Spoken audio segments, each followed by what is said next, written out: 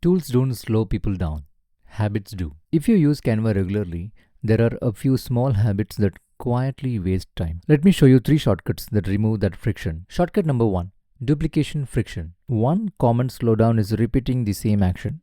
In Canva, Control D duplicates an element instantly in place. Once you start using this, you stop thinking about copy paste entirely. It becomes the default way you build anything repetitive. Shortcut number 2, treating elements as units. Another friction point is moving things that belong together. Grouping solves that. Control G turns multiple elements into a single unit. You stop fixing alignment piece by piece and start adjusting the design as a whole. Shortcut number 3, layer awareness. Most people fight layers using menus. Keyboard shortcuts are faster.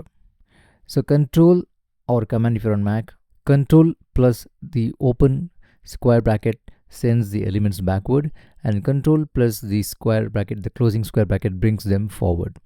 It keeps your focus on the design instead of the interface.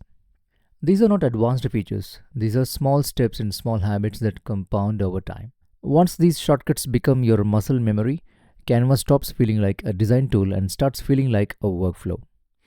I'll see you in my next video.